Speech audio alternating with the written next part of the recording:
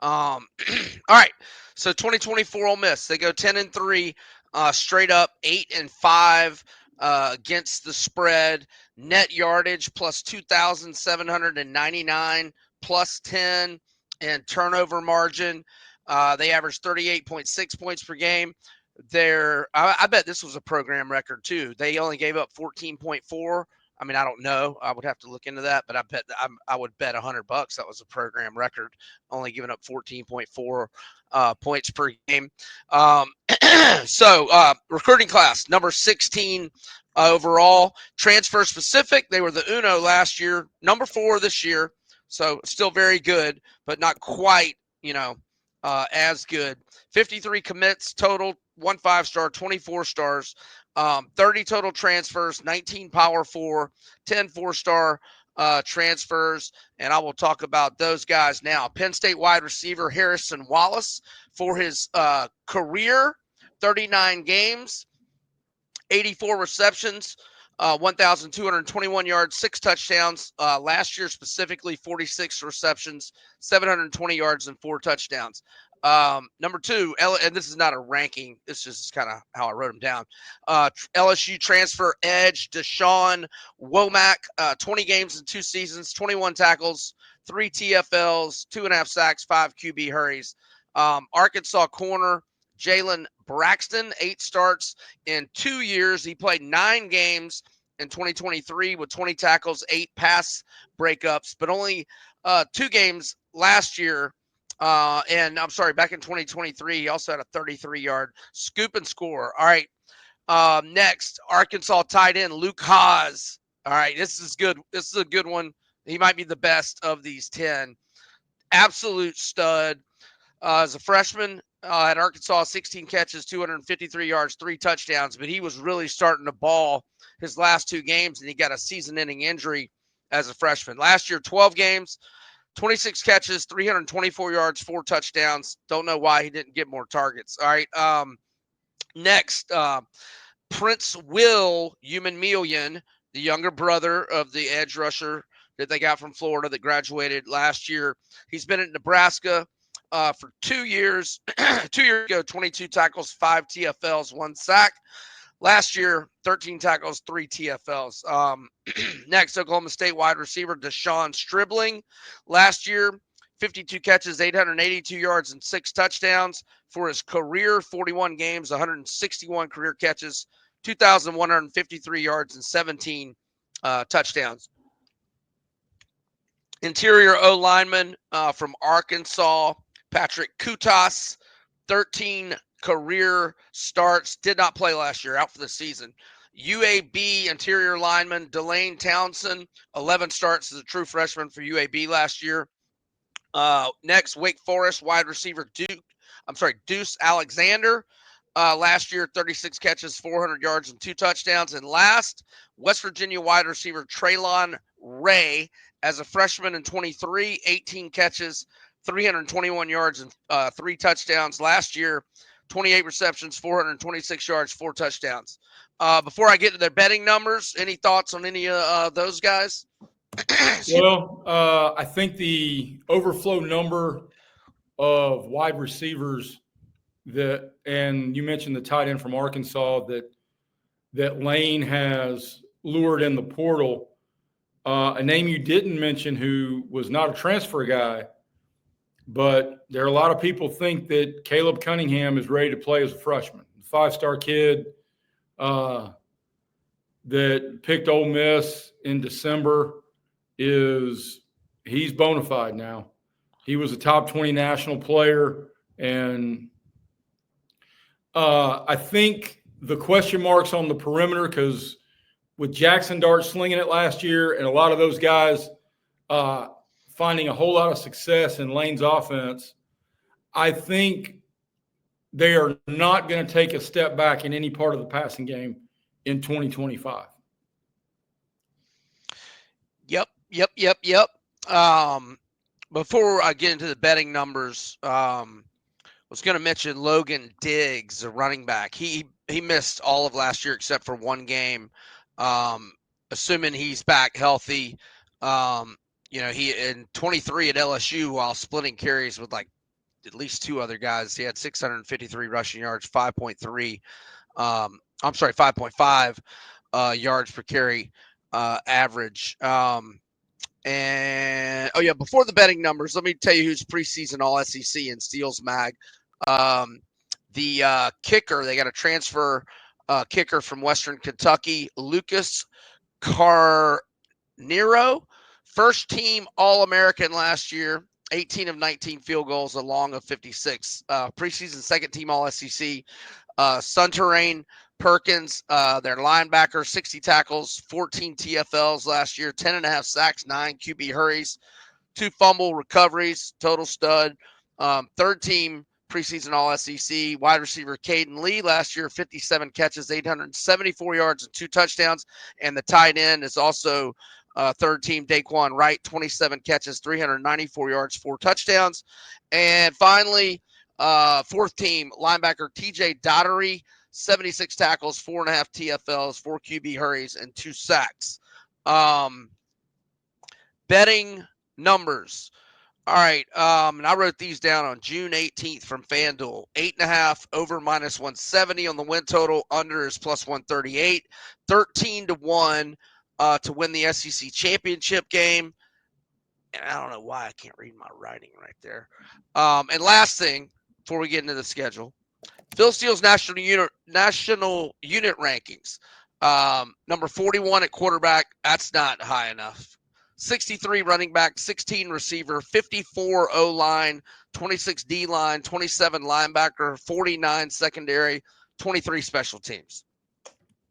All right. Any thoughts before we get into the schedule? I agree that their quarterback room is better than 41. Hell, it could be you and me, and the basement it's going to be is 41 because of the way Lane gets the most out of his quarterbacks and the way he calls plays.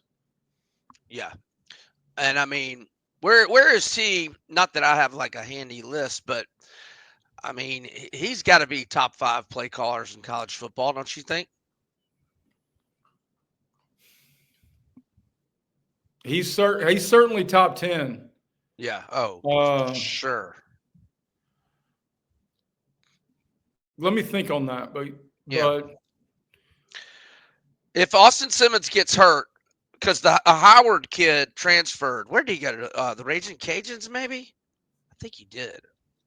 I know it's like G5 back in Louisiana. I'm pretty sure he went to the Raging Cajuns. Anyway, if he gets hurt, at least listed second on the depth chart in Phil Steele's mag is a D2 transfer, Trinidad Chambliss, who last year at Ferris State, I don't know if he's D2, D3, NAI, I have no idea, but they must have had a good season because he played in 15 games.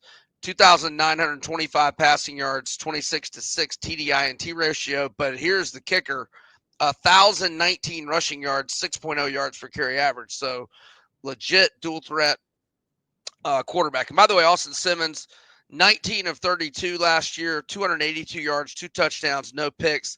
And here's something I remember. He reclassified. He was supposed to be a senior in high school in 2023, 2 years ago. He was supposed to be a true freshman last year, but it was his second. So he's, it's his third year in the program. So he's certainly got the playbook down pat and all that kind of good stuff. But hey, it's fair to assume there are going to be growing pains, especially on the road, because I was trying to think when we were having our conversations about Ole Miss, I'm trying to think the last guy who was a true 3-year starter at an SEC school like Jackson Dart was.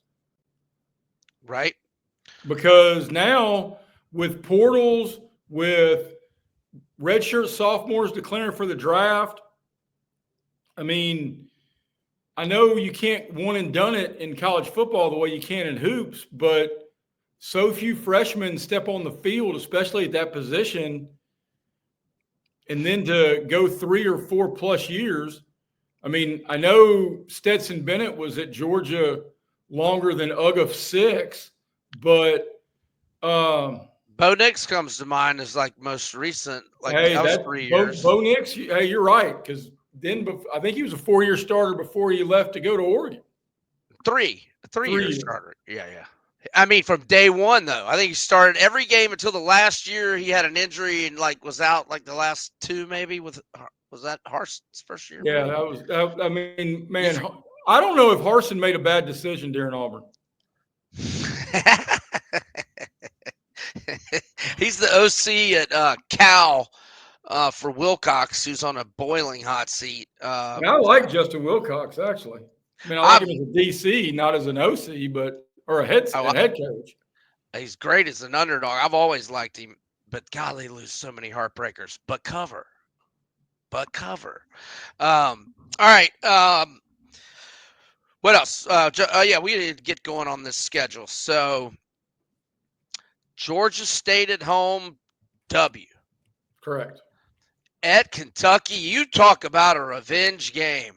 I mean, Kentucky and Florida crushed Ole Miss this season last year. Crushed. What was more heartbreaking, you think, for an Ole Miss fan? The Arkansas pitches. You remember they were about to clinch the SEC and go to Atlanta for the first time, and the Arkansas tight end that played many years in the NFL, he's going out of bounds and he pitches it. Was that Hayden Hurst? Yeah. Oh, no, that was South Carolina. It was a guy that played for the Chargers for a while. Really, I think he even had a brother that played tight end at Arkansas. Gosh, I'm blanking. Darn it.